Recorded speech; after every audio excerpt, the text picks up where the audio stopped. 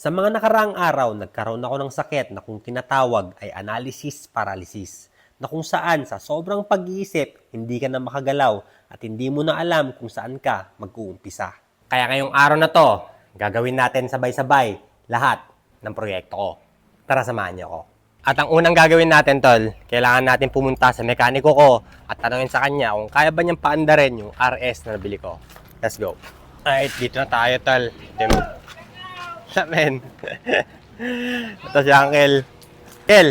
Yes. Dawak mo na. At nagatang ko nga RS.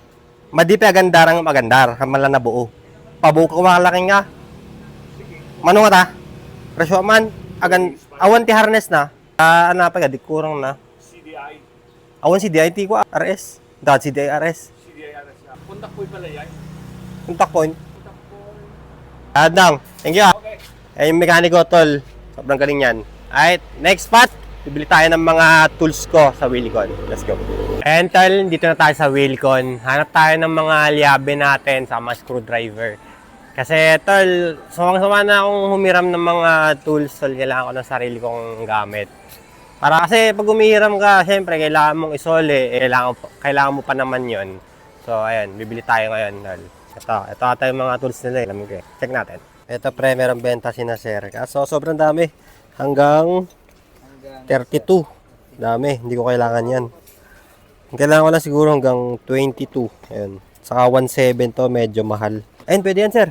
Magkano to sir? Ito na yung kukunin natin tol. Magkano ulit sir? 1.3 sir. 1.3. Ayan, 1.3. Tinanong ko sila kung may discount ba pag dalawa. Wala daw. Baka lang.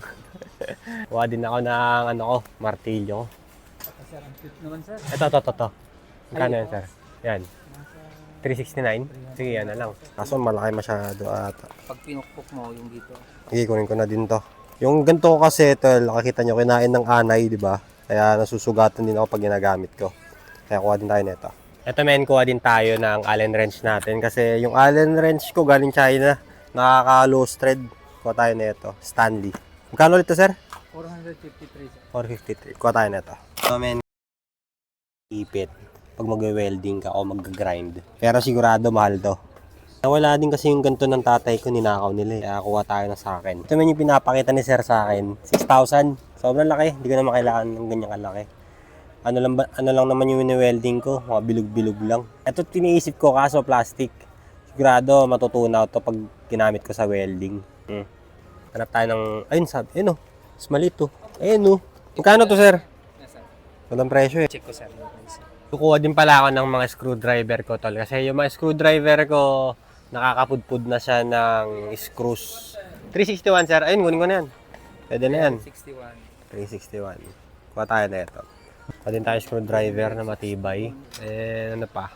Tingin ko yun na muna ngayon. Ayan, yun na muna ngayon. Check out tayo. Natin ulit to. Nakita ko na naman siya. Ito combination yung ginawa kong upuan tol. Ganda talaga oh. Ginawa ka. Sexy. Pagod ako, baby. Paggawa mo ako ng kape ko. Yung barako. Yung matapang kaya kang ipaglaban. Pagod ako sa trabaho kung walang kwenta. Alam mo bang benta ako sa palengke. Nagla-live ako habang naghihiwa ako ng mga gulay. May mga tumatawag pa sa akin doon na bantay ng bakery. Ikaw Han, kumusta ka? Maganda araw mo? Nalagaan mo mabuti yung mga bata? Si Junior, kumusta? Hindi mo ba siya sinapak? Hindi. Sige, ako sasapak para sa kanya. Check nyo to, pre. Ang laki nung nila, basketball net nila. Big ano to, parachute? Parachute! Excited na ako magpasko. Tapos magkakaroling ako. Ang Pasko, subapi! Ano dun? May 3 haring nagsidalaw. Bagong karatilya oh. Luman-luman ng karatilya ko. Ito magkano kaya to? Laan natin kung magkano. Siguro 3,000. Kano kaya? Tanongin ko. Ito si sir. Tanongin natin kung magkano yung karatilya doon. Sir, yan. Yan ang green na yan. Sira-sira na kasi yung karatilya ko eh. Kalakalawang na. Sir, 7,066. 7,000. Grabe. Ito mas maliit sir. Mas maliit yan di ba? Or parehas lang? Parehas lang sir. Parehas lang pala 7,000. Pag-isipan ko yan. Next time. Thank you, sir. Sir. Tapos tol, andito pala yung hinahanap kong upuan noon nung gumagawa ko nung Marlboro na upuan. Ito siya oh. Ito yung hinahanap ko, ito mismo. Mas malaking version nung binili ko. Magkano kaya to? Wala din presyo, kailangan tanungin eh. Nahihiya na ako magtanong kasi wala naman akong pera pambili tol. Kaya ako na lang magtutuklas sa sarili ko. Pero at least next time kung gagawa ulit ako ng ganung project, alam ko na meron dito, di ba? Ayan oh. Ganda. Isipin mo ganito kalaki yung ginawa ko ng Marlboro na upuan. Mas satisfying sana yung itsura niya, di ba? Ito meron ding yellow. Ganda oh. Ito 1.7. So kung hulaan ko to, nasa 2,000. Ganun. Solid, solid. Isipin mo, ito yung gamitin mong pangsagwan. Ay, bigat niyan, boy. Ang archery oh. Damn. Grabe to, sobrang mahal. 24,000 para sa isang upuan. Isang patunay na grabe yung pangungurakot ng mga politiko sa Pilipinas. Kasi nakikita ko ganito yung mga upuan nila sa lamesa nila. Ano? Grabe. Wow. Solid to. May electric yung basurahan. Or rice cooker yan. Hindi, basurahan to. Alam ko eh. Siyempre, basurahan yung katabi eh. May may ganyan-ganyan Pang mayaman. Yan to. Anong ginagawa mo dyan? Ba't mo pinapasok yung ulo mo dyan? Bulagbag oh. Golden chain. Gumagalaw kaya? Hindi. Okay, tara na. Pat na tayo, men. Sir! Sir! Magkano kaya abutin? 2.5. 2.5 ma'am, tama? Yan lang po. Eto, naka-check out na tayo. Ang total bill natin is 2,584 pesos. Kaya nawin tayo, gawin natin yung bisikleta ko. Balik tayo, tol, may nakalimutan ako. Yung cap brush, yung pantanggal ng kalawang dun sa bike natin. Balikan natin, kuha tayo. Eto men yung kailangan ko. Cap brush. Para doon sa pantanggal natin ng kalakalawang doon sa bisikleta natin. Pero hindi ko sure kung standard to sir. Yan. Standard naman daw sabi ni sir. Diretso lang. Ikuha ko tag-isa sir. Yung malit sa malaki. Sige sir. Ito ba yung check nyo? Napabili na naman ako ng basurahan. Kasi ang ganda oh. Mukha na naman ako itsura ko. Mukha na naman ako nagnakaw ng basurahan sa Wilcon. Ang ganda kasi ito. Hindi ko matanggihan. 1,000. Solid din. Yan siya. Close up. Solid. Tara, meron natin yung basurahan na ninakaw ko. Ito men, buti na lang may WD-40 dito na alala ko. Kuha din pala ako niyan pangtanggal ng mga may higpit na screws saka bolts. Kuha ko 2. Next natin tol, magsesemento naman tayo ng basketball court natin. Yeah.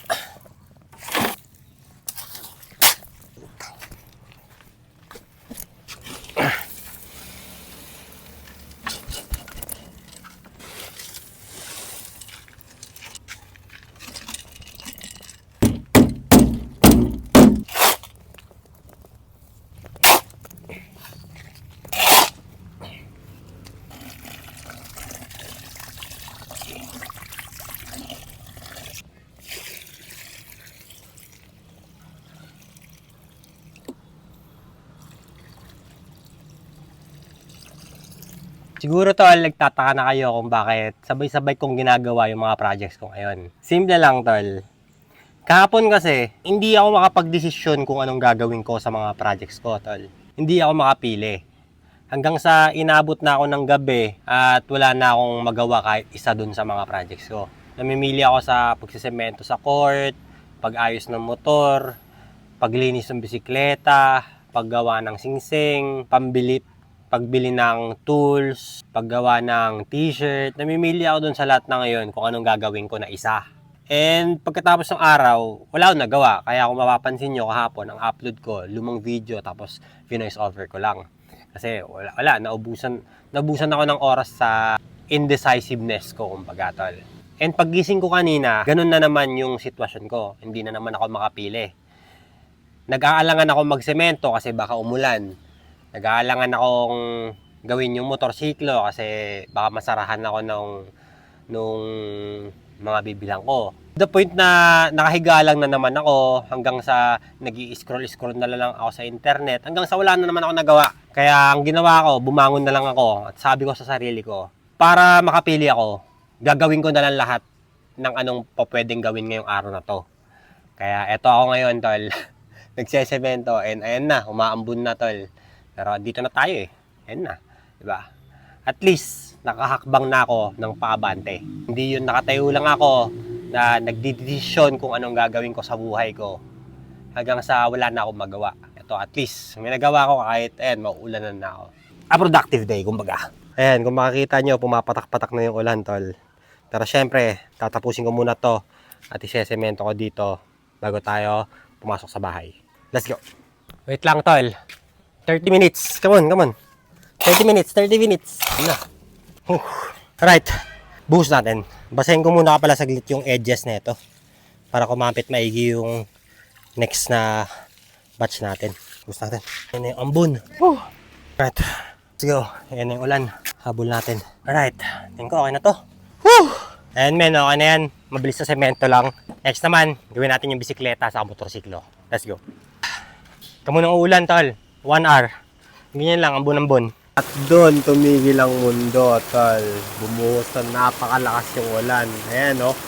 Gusto na yung sinemento ko. Nako, wala, durog yun, sigurado. Yan yung dahilan kung bakit minsan hindi ko tinutuloy yung pagsisemento, tol. Sayang. Wala magagawa, yun na yun. Bago natin umpisahan yung bisikleta, tol, ligpit muna tayo saglit dito. Kasi sobrang kalat na talaga. Isa din to sa nagpapahirap na mamili kung anong gagawin. Kasi tinitignan mo pa lang yung kalat. Nakakatamad na. Kaya ligpit tayo saglit, mabilis lang. Tapon ko na yung mga walang laman na spray paint. Tabi natin yung mga meron pa. Ayan, okay na to. Ayan, tol, medyo malinis na. At eto, yung tatrabahuin natin ngayon. Yung upuan ng bisikleta natin. Kung makita nyo, sobrang kalawang niya. At eto yung gagamitin natin, yung binili natin kanina, yung cap brush. Testing natin kung gagana ba. Yun lang, wala akong gunting. Yeah. Alright. Kasha kaya? Yun lang, hindi kasha, boy. Kasha. Descrew pala siya. Okay. Hindi naman kaya matatanggal. Tingin nyo. Yan, descrew pala siya. Okay, testing. Safety first. Katakot naman to. Pero testingin natin.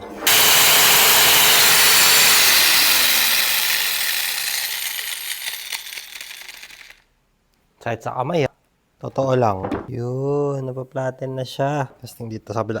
Okay, ito pag nirepaint natin ng ng chromish sim. Ganito naman kasi ako, ba't di ko gamitin, di ba? Pero madulas. Hindi, safe lang. Yun. Kahit sa kamay, totoo lang. Right. Yan, mukha na siyang bakal. Wait lang. Ito, testingin din natin yung nabili natin kanina na pang-ipit para hindi gumagalaw. So, saan natin siya iipit? Kasi gumagalaw siya. Ito sa mga malilit na parts niya, sa mga edges, gagamit na ako ng leha, tol. Ito. Kasi hindi talaga abot nung yung cap brush. Kaya ito, gamit na ng leha. Para sa mga finer details niya. Sana matanggal niya. Kaya, ayun, kaya naman. Bilisan lang. Kaso mas mabilis talaga sa cap brush. Isang ganun lang, tapos na. Try natin yung isang cap brush gamit yung drill. Wait lang. Ito men, yung isang cap brush na nabili natin. Specifically para dito sa grinder. Sa drill. Testing natin kung mas safe ba. Kasi dito, umiilag siya. Ito, mas mabagal yung ikot niya kasi mas mababa yung kuryente niya, tol. Testing. Saka mas maliit din siya. Sana gumana. Right. As always, safety first. Yun. Mas mababa yung ikot niya. Pwede ko siyang hawakan. Hindi sobrang nakakatakot. Testing. Yan! Okay siya, okay. Mas safe. Di hamak na mas safe. Yun. Hindi na padali trabaho natin. Di hamak na mas safe, tol. Right. Ngalay nga lang, bigat. Ganito kasi. Mahiga. Ayaw mo. Yun siya. Okay ba? Okay na, okay. Alright. Progress.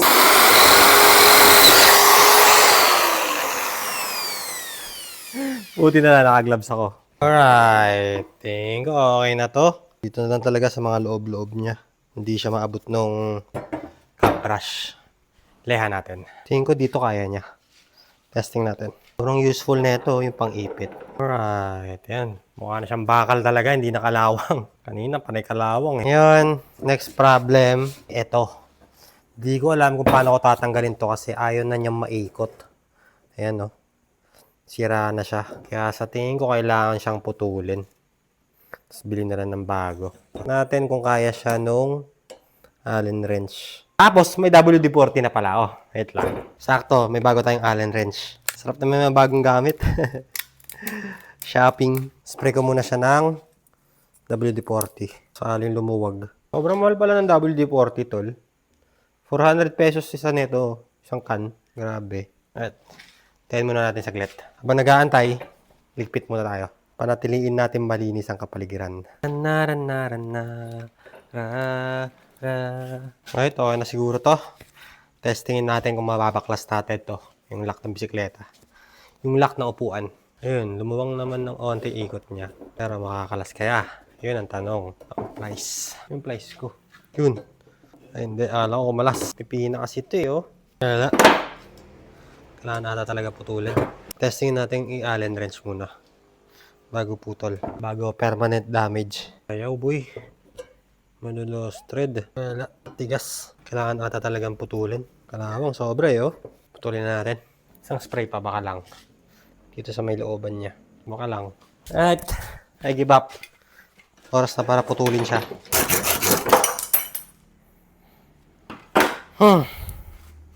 Buti na talaga naka-gloves ako. Ilang beses na dapat ako nasugatan ngayong araw na to. Yun, yan. Sobrang higpit to. At least natanggal na. Alrighty. Ngayon, kailangan lang natin siyang straight ng onti kasi tabi-tabingi. Ayan, oh. Ito din, oh. Di tabingi, oh. Ayan na siya, tol. Mukha na siyang bakal, hindi na siya mukhang kalawang.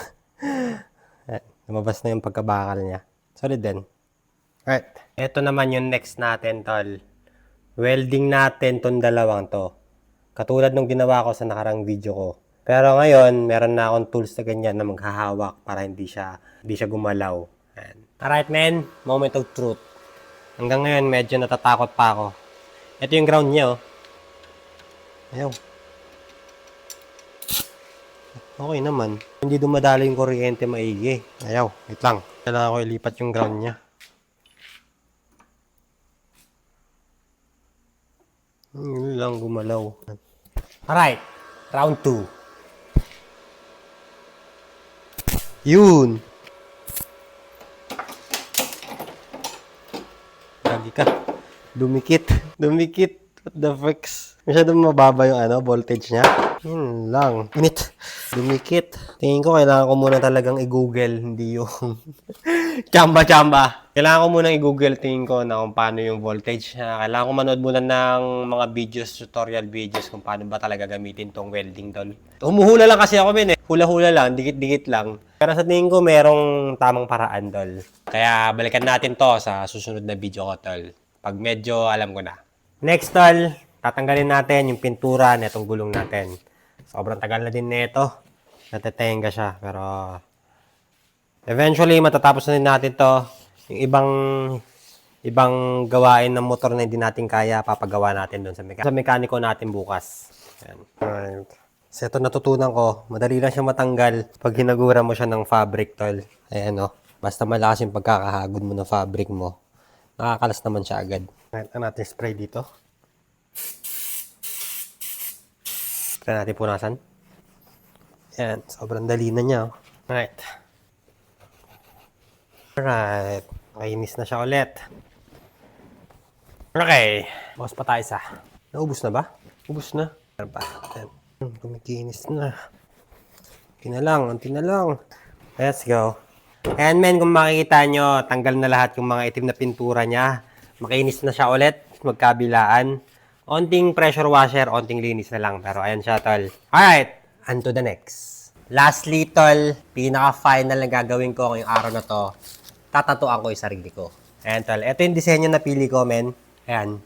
Tapos dito ko lalagay, tol, sa tuhod. Ayan, paikot. Pero mas malaki na konti. Ayan, mga ganyan. Trace natin. Ayun, nag-zoom. Walang jo. Kailangan niyang ma-wallpaper. Ayan. Trace lang natin siya, tol. At siguro, tol, pagkatapos kong matrace to, hindi ko na mapapakita kung paano ko siya itatato sa sarili ko kasi sobrang pagod na din ako at kailangan ko na ding i-upload yung video na to para may mapanood kayo sa pagtulog nyo. At kung may makukuha man kayong mensahe dito sa video ko na to, tol, siwasan natin yung sinasabi nating analysis paralysis. Na sa sobrang pag-iisip natin kung anong gagawin nating pangalawang hakbang, di na natin nagagawa talaga yung kailangan gawin. At nai-stuck na lang tayo sa pag-iisip lang. Mas maigi pa rin talaga yung gumagalaw ka kahit alam mong papalya ka kasi hindi mo masyadong pinag-isipan. Kasi the universe reward actions and audacity, not intelligence, tol. Ayan, tapos na siya. Basic lang. 3 beses na ganyan. Pags, pa-triangle. Pags. So, paano ba yan, tol? Dito ko natatapusin tong vlog ko na to. Peace out. Sana nag-enjoy kayo. At sana may natutunan kayo sa akin. Peace.